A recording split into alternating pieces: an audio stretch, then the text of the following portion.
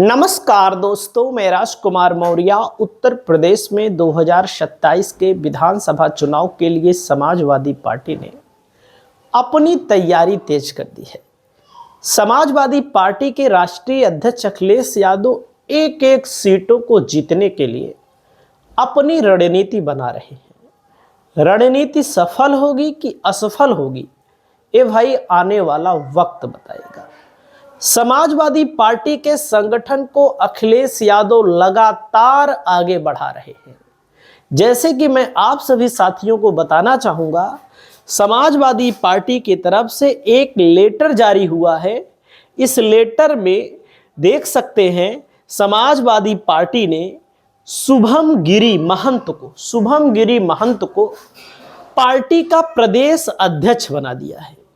अब जैसे कहां के प्रदेश अध्यक्ष बने हैं? उत्तराखंड के।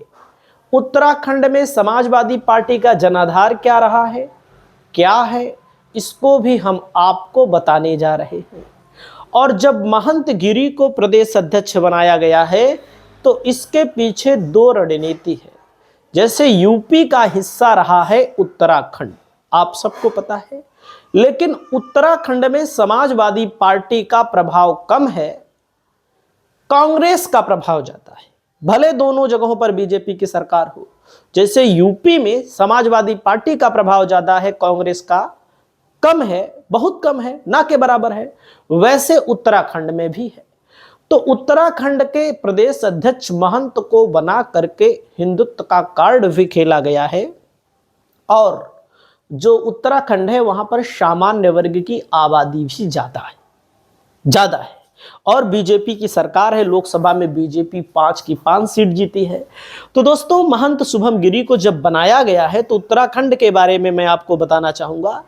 पिछली बार जब चुनाव हुआ था तो 70 विधानसभा की सीटें हैं और यूपी के चुनाव के साथ ही साथ उत्तराखंड में भी चुनाव होता है। 27 में होगा, क्योंकि यहां पर पिछली बार बसपा जैसी पार्टी 2 सीट जीती थी, टोटल 2 सीट, यूपी में 1 सीट, यानी कि यूपी से दुगना प्रदर्शन था। बीएसपी का कहां पर, और वोटिंग परसेंटेज भी हम आपको दिखा रहे हैं। भारतीय जनता पार्टी 47 सीट जीती थी, निर्दलीय 2 जीते थे और इंडियन नेशनल कांग्रेस 19 सीट जीती थी। भले सीट का अंतर आपको दुगने से ज्यादा दिख रहा है, तिगना है, लेकिन मैं आपको बताना चाहूंगा उत्तराखंड में समाजवादी पार्टी का प्रदर्शन हाशिए पर है। 2004 में तो लोकसभा की सीट भी यहां पर समाजवादी पार्टी जीत चुकी है और एक बार विधायक बना था 2004 में। अभी तक 4 विधानसभा चुनाव, 5 विधानसभा चुनाव में समाजवादी पार्टी का केवल एक भी विधायक नहीं बन सका। 2002 में समाजवादी पार्टी को 7.89% वोट हासिल हुआ था 2002 में।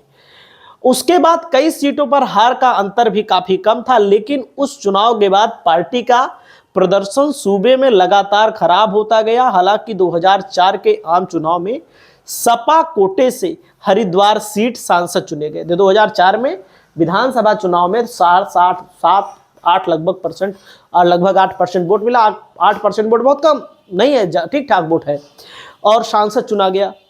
राज्य में 1 सीट पर जीत हासिल करने वाली बीएसपी को 4.82%, मतलब 2017 में, और 2022 में बीएसपी को 2 सीटें मिली।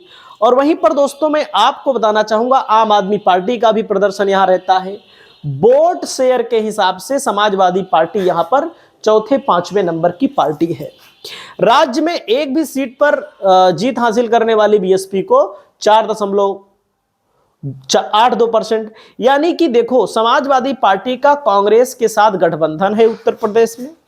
जैसे समाजवादी पार्टी उत्तर प्रदेश में देने की स्थिति में है कि बीजेपी को सीट देगी, वैसे समाजवादी पार्टी उत्तराखंड में बीजेपी से लेने की भी कंडीशन में है कि जैसे 2-4 सीटों को ले लेगी अगर, तो समाजवादी पार्टी का काम बन जाएगा।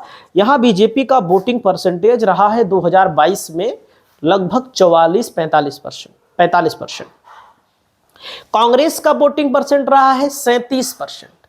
तो समाजवादी पार्टी से अगर गठबंधन होगा तो, क्योंकि समाजवादी पार्टी तो 4 सीटों पर कांग्रेस के साथ गठबंधन में आ सकती है। जैसे लोकसभा में हुआ था तो यूपी में समाजवादी पार्टी ने 17 सीटें दी थी, मध्य प्रदेश में 1 सीटें ली थी। हालांकि मध्य प्रदेश की खजुराहो सीट पर समाजवादी पार्टी के प्रत्याशी का तो पर्चा खारिज हो गया था, तो वहां पर लड़ भी नहीं पाई समाजवादी पार्टी। तो कहने का मतलब है कि समाजवादी पार्टी राष्ट्रीय पार्टी बनाने को लेकर अलग अलग राज्यों में गठबंधन भी करेगी।